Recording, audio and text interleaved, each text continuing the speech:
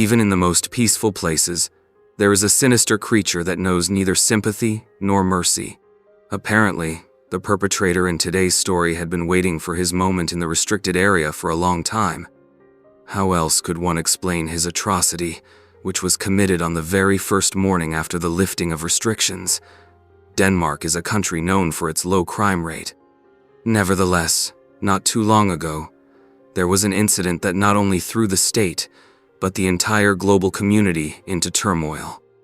February 5, 2022, was the first Saturday on which Denmark lifted the restrictions that had been in place during the lockdown due to the pandemic.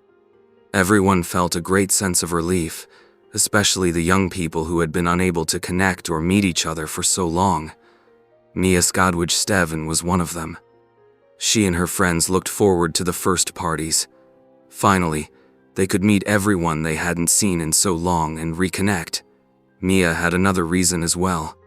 She wanted to celebrate an important event in her life because she had just finished her school year. For Mia, it meant that she was one step closer to fulfilling her dream. All of this took place in Aalborg, a fairly large and colorful city in Denmark, home to many students. The population numbers around 120,000 people. Late in the evening of February 5, 2022, some 2,000 young people gathered and filled bars and clubs that had been closed until then. It was cold outside, so everyone dressed warmly. That day, Mia wore dark clothing except for her white sneakers. She looked stylish but not really weather appropriate. However, she expected to get home without any problem by car with her friends. The crowd was gathered. The young people wanted to have fun and enjoy the weekend. Together with other students, Mia made her way to the party. The group spent several hours there, then moved from one night spot to the next until they finally ended up at a club. A friend who accompanied Mia that evening noticed that she was in a very exuberant mood, danced a lot, even with strangers, and could not stop. She had had quite a bit to drink and wanted to keep having fun, even though it was almost time for the club to close. Around 6 a.m. it was time to leave, and everyone quickly dispersed. Many had gone home much earlier than Mia, and there was no one who had abandoned her. Besides, she had no money and could not order a taxi. At the party, she had met a young man who was 22 years old and also from Aalborg. After the club closed, the man waited outside for her. The young man chatted for a while with Mia and her girlfriends before they all decided to go home. Mia planned to take the bus and wanted to meet up with her friends in the afternoon. A few hours had passed since Mia had said goodbye to her friends on the street. She wanted to get home, but she never showed up. All this worried her family more and more. However, they did not rush to contact the police, as this was the first long-awaited party after the lockdown, and they assumed she might simply have lost her way, perhaps gone to friends or her boyfriend. When, however, the young man received a call, he admitted that he had not seen his girlfriend all day and that she had ignored his attempts to contact her. By noon, Mia's mother called all of her friends. She was now in a panic since no one had seen the student since she left the club, and no one had been able to reach her. Although Mia was responsible and always stayed in touch, calling back if she was ever held up somewhere, what had happened worried her parents more and more. Her mother was frightened to death. As it turned out, Mia had last been seen at 6 a.m., and since then no one could say where she went or where she was. In light of this, the relatives decided to report her disappearance to the police. Even though it involved a party and a young woman who had been drinking, the police fortunately responded immediately and began searching. Unfortunately, there was simply no information to help guide the direction of the investigation. Mia's family also did not remain idle. Her father drove around in the car. Her mother and sister posted an appeal on social networks asking anyone with information for help. Photos and descriptions of Mia, including her clothing, were actively circulated. Since such cases are very rare in Denmark, the entire local community rallied around the Stevn family. People actively shared posts and information and tried to spread them everywhere. At the same time, the police continued their investigations. The investigators took the accusations very seriously, which gave hope for a quick breakthrough. Despite Denmark's low crime rate, the investigators considered this incident a worst-case scenario and acted as quickly as possible. In view of the potential risks, the investigators immediately got to work. Initially, the goal was to obtain information about the incident, which was still lacking. To this end, all residents who were in the area around the time of Mia's disappearance were asked to hand over any possible materials, especially photos and videos from cell phones on which she might be seen during the party. Naturally, they also checked surveillance videos from all nearby shops and facilities. The situation was complicated by the fact that it was a very busy district with many clubs and bars that were packed to the brim. It was difficult to track down one particular person. The police also spoke to the man Mia had met that night, who had been one of the last people to talk to her. However, he had a confirmed alibi. He had left the place immediately by taxi. The residents responded eagerly to the request for help. The station received about 400 calls from citizens wanting to show their footage. Witnesses provided thousands of files recorded during the night and morning at surrounding parties. Thus, law enforcement officers had hundreds of hours of video material to review carefully. The task was enormous, and the investigators needed several days to complete it. The entire city seemed united in an effort to free Mia from an unknown fate. Family and friends feared that she might have simply frozen to death, but that seemed unlikely. She was nowhere to be found on the streets. Even after reviewing the first videos, the investigators found nothing suspicious. The friends' statements were fully confirmed. Mia had indeed left the club after closing time, around 6 a.m., chatted a bit with friends, and then probably headed to the bus stop. At the same time, investigators checked Mia's background in the hope that the young woman's biography would provide clues and guidance for their search. Mia was a nice and active woman, 22 years old at the time of her disappearance. Her family described her as intelligent and energetic. She dreamed of helping people. Since 2016, Mia had studied at the medical faculty of the country's largest university, Aalborg University, and was close to graduating. She was also an aspiring model and had participated in several photo shoots.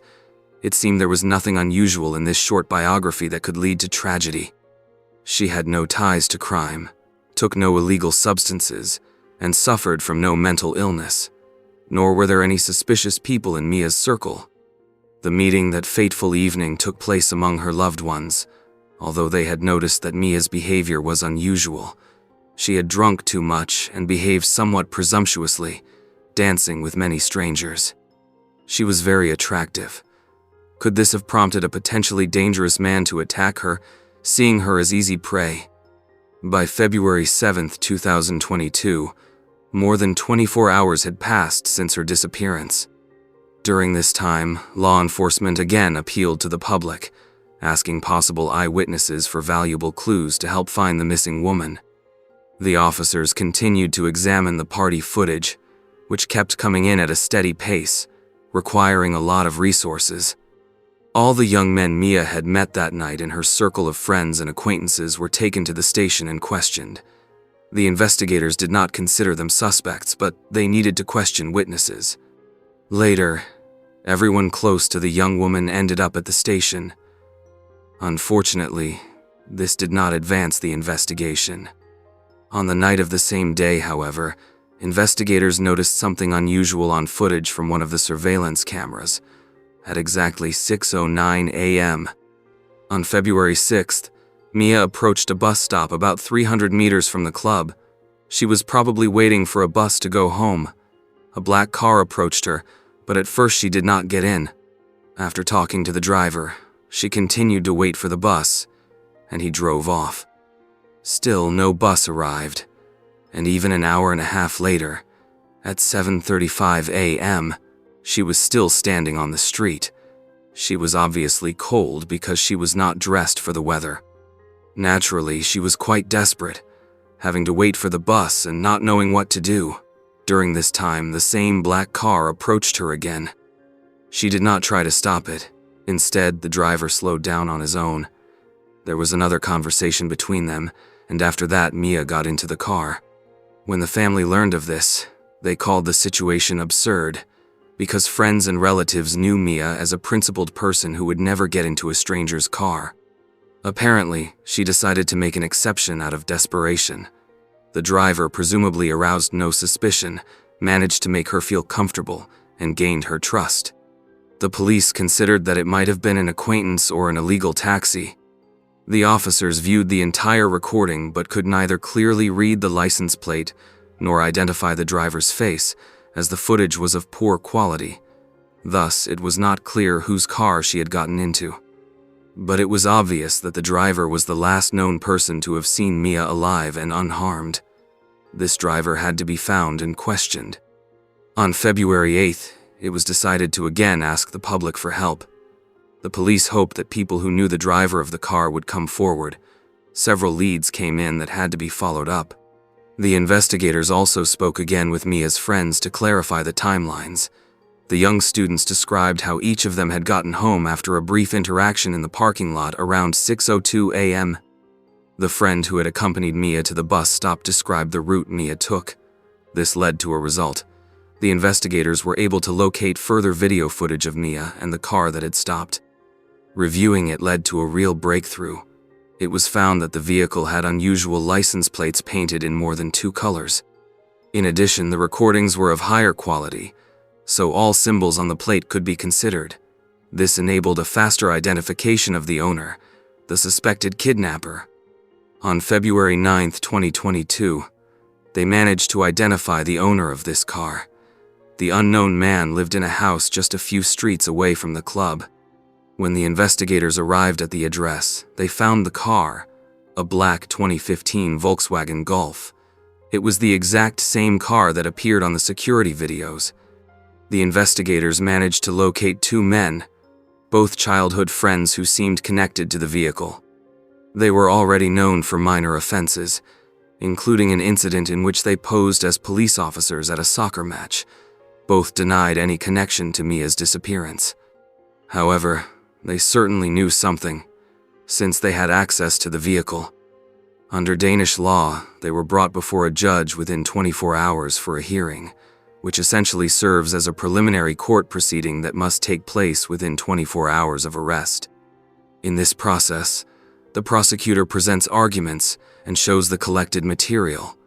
Then the judge reviews the evidence and decides whether the detainees should remain in custody or be released. In this way, the law protects the rights of the accused while ensuring public safety when a person is considered potentially dangerous. On February 10, 2022, 4 days had passed since the young woman's disappearance. No one had provided a clue to her whereabouts, and no one had demanded a ransom. The chances of finding Mia alive decreased by the minute, even though family and friends continued to hope that she was doing well.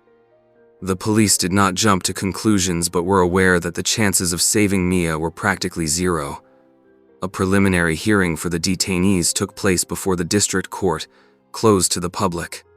It was decided to release one of the men. This did not mean he was no longer suspected of the crime, but he was not considered a danger to society. The evidence against him was not sufficient to justify continued detention. Moreover, the man had a confirmed alibi. The case of the 36-year-old electrician named Thomas Thompson was completely different. He even agreed to be held in custody for 4 weeks. During this time, investigators actively reviewed the suspect's background and spoke to acquaintances of the detainee. Thomas was born on June 18, 1985, grew up in Southeast Asia, but later moved to a small town in Denmark with only about 500 inhabitants. He initially lived in an apartment and later moved to his grandparents' farm. He pursued a military career and rose to the rank of non-commissioned officer. After ending his service, he trained as an electrician. He was described as a skilled professional, polite, quiet, and a fairly nice man, though a bit withdrawn and reserved. He had a dark side. Before the incident with Mia, however, Thomas had not been violent. He neither drank alcohol nor took illegal substances. During his time in the military, he held a responsible position and trained in martial arts. Thomas even received a certificate confirming his first aid skills. The main reason for his arrest was the fact that it was Thomas's black Volkswagen registered to him. Moreover, the main suspect had no confirmed alibi. It was suspected that he picked Mia up at the bus stop and then disappeared with her. To confirm these speculations, more information was needed. The investigators first checked the car's GPS system when they seized the suspect's vehicle. It turned out that about 4 hours before he met the missing woman at the bus stop, he had tried to disable it. This was obviously done deliberately. A special digital forensic team managed to determine the vehicle's exact route from camera recordings. It started from Thompson's residence. Then he drove several times around the city, picked up Mia, and finally left the city.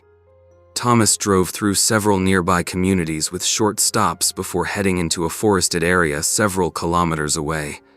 He remained there for a few hours and reappeared 2 days later. This part of the route seemed the most suspicious. The investigators decided to search it with specially trained dogs.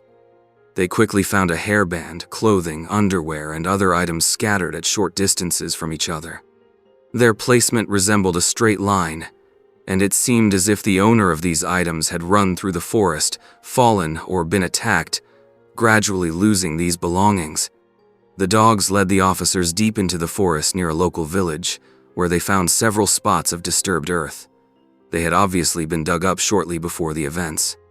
Under a thin layer of soil were human remains, dismembered and very finely chopped. In total, 231 body parts were found, most of which were scattered in the grave. But that was not all. Some of the remains could not be found, presumably belonging to Mia, since the clothing resembled what the missing woman had worn that evening. All physical evidence was collected and sent to the laboratory. Quite quickly, the medical examiner confirmed that they had found Mia's remains. Due to their condition, however, it was difficult to determine the cause of death and the injuries inflicted. On February 10th, a press conference was held at which the law enforcement authorities decided to inform the public about the discovered information. They announced that Mia was dead and that the suspected murderer had been arrested. The investigators promised to continue the investigation until it reached a successful conclusion. According to the medical examiner, the cause of death was strangulation. The body had been cut into pieces with an electric saw. Most of the remains were badly damaged, as they had presumably been exposed to a strong alkali solution for a long time. On the night Mia disappeared, Thomas turned off his car's GPS at 2:14 a.m. However, there was a technical malfunction, so the location continued to be recorded every 15 seconds. When asked why he had tried to turn off the tracking system, the man claimed it was because of a police officer who allegedly had a grudge against him and harassed him at every opportunity. The suspect, however, told many such stories, becoming even more detailed after each episode. The GPS was turned on again by Thomas at 9:23 a.m., presumably by which time the massacre of Mia was already complete. The murderer brought the body to his house, where he dismembered it. The main suspect could be questioned and admitted that he had indeed picked Mia up in his car. The man said he had simply passed a bus stop and seen a frozen woman who was not dressed appropriately for the weather. Thomas offered her a free ride home because he wanted to do a good deed. According to the man, Mia flirted with him in the car and acted as if she was in no hurry, so the suspect offered to take her along, and she agreed. The two drove to various places and then into a wooded area. According to the suspect, Mia and Thomas had consensual intercourse there. At some point, however, Mia supposedly had a seizure.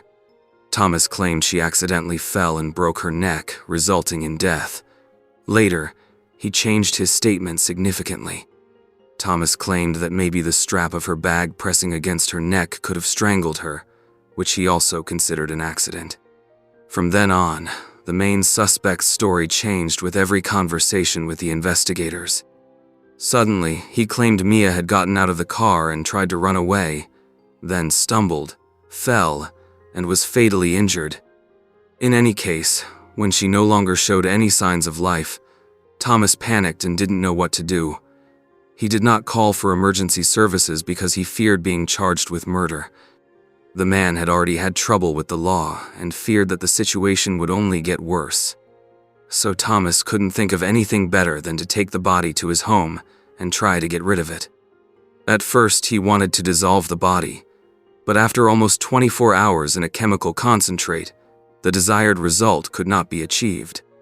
Then he dismembered the remains into pieces, buried most of them, and scattered some of the smaller parts over the burial site. He also tried to burn the clothes he wore on the day of the murder, as well as the victim's floor mat and bag, which might have had bloodstains. Fragments of clothing and tools that might have been used during the massacre were found in the ashes. Thomas insisted that the incident was an accident, and that he had disposed of the body out of fear. However, the investigators disagreed, as such a sophisticated method of disposing of the body spoke volumes. It seemed that only a madman could be capable of such cruelty. The investigators believed that Thomas had offered Mia a ride home with malicious intent. Evidence of his premeditation was his attempt to turn off the GPS, which possibly failed and helped investigators reconstruct his route. Furthermore, Thomas's persistence worked against him, since he managed to get Mia into the car only on the second attempt. He waited an hour and a half for the right moment when she was finally freezing and desperate enough to agree to get into the car. As soon as Mia got in, Thomas began threatening her, probably with a weapon, intimidating her and then raping her. Afterward, he decided to get rid of her so she could not report him to the police. But he chose a cruel way to do this. The most likely cause of death, according to the medical examiner, was strangulation. In fact, a significant portion of the body parts were never recovered. Perhaps they contained even more gruesome secrets of the perpetrator. Since Mia had obviously tried to escape her rapist, which ruled out the possibility of consensual intimacy, the fact of the assault seemed indisputable, and the murder was the result of her desperate resistance. The rape was indirectly confirmed. Posthumous desecration of the body could not be ruled out, but it was impossible to prove given the condition of the remains. The perpetrator stubbornly kept silent and refused to provide details. The prosecutor explained that the defendant had picked up the woman because he wanted to have sex with her. It was by no means an act of kindness. According to the prosecution, Thomas hunted all night, looking for a suitable victim and waiting for the moment to trap her. The fact that Mia desperately tried to escape was proven by the same GPS data analysis. Law enforcement authorities determined that Thomas stopped 3 times in a wooded area. He probably chased his victim with the car, or she ran out several times, but the perpetrator managed to catch her and pull her back inside. The perpetrator's vehicle was checked. DNA samples from the victim were found on the passenger seat, and a search of the suspect's apartment also revealed blood traces of the murdered victim. This confirmed that the murderer had brought the victim's body into his home afterward. Thomas's behavior was analyzed, and the presumed time of the attempt to dispose of the body was investigated. The man led a normal life except for taking 1 day off work. He spent that day shredding his victim's remains, all while calmly meeting with friends and acquaintances and ordering pizza and other foods, including many sweets. The perpetrator seemed to feel no remorse whatsoever. The victim's family called his statements that Mia might have voluntarily agreed to sex with a stranger a gross lie and a disrespect to the memory of the young woman. The investigation also revealed that Thomas might have had more severe disorders than previously assumed. It turned out that in 2019 he was caught stalking a schoolgirl. Similar incidents occurred in 2015 and 2016, when he peered into the windows of 2 other girls and behaved inappropriately. One of the victims said that one night she heard a knocking at her window, and when she went there, she saw a stranger standing in the pouring rain with his pants down and empty eyes. He was pleasuring himself, ignoring completely that he was being watched. The girl immediately woke her parents, and Thomas fled, but the police were called and made a composite sketch of the intruder. In 2010, an even more disturbing incident occurred. 3 women woke up in their apartment to find a man inside. He grabbed one of the women and raped her but managed to escape. The police were called to the scene but could not catch the perpetrator. Due to lack of evidence and the statute of limitations, the suspect could not be prosecuted for these incidents. However, the victims could be used as witnesses to complete the picture of the perpetrator. Thomas's ex-girlfriends also described disturbing traits in his behavior. In their view, he became arrogant and manipulative soon after the relationship began. He demanded unconditional obedience and easily lost his temper at the slightest insubordination. One of the women said that after their breakup, her car's brake hoses were suddenly cut. Fortunately, this did not lead to tragedy, but it was impossible to prove the ex's involvement. She was sure Thomas had done it. Another woman recounted how he tied her naked to the radiator and raped her. A third witness found a file on his computer with a long list of women and a chart of their menstrual cycles, which also seemed very suspicious. Several colleagues testified at trial that Thomas enjoyed watching extremely brutal videos in which people were actually killed and women raped, with all the gruesome details. Even then, his colleagues considered him insane. Psychiatrists who analyzed his condition believed that the defendant had narcissistic and dissocial personality traits. He was a sociopath with no empathy for others. Despite the extensive evidence presented by the prosecution, the perpetrator never pleaded guilty to raping and murdering Mia, nor did he show remorse. However, he was willing to admit guilt for the improper treatment of the body and for dismembering it. The man denied any involvement in the murder and claimed Mia had died in an accident. This was unconvincing.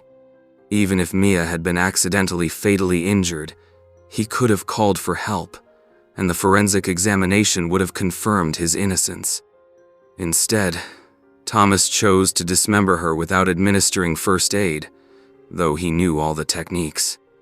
Had he only been found guilty of improper handling of a corpse, he would have received only a 6-month prison sentence. In June 2023, 38-year-old Thomas Thompson was found guilty of murdering Mia Skadhauge Stevn.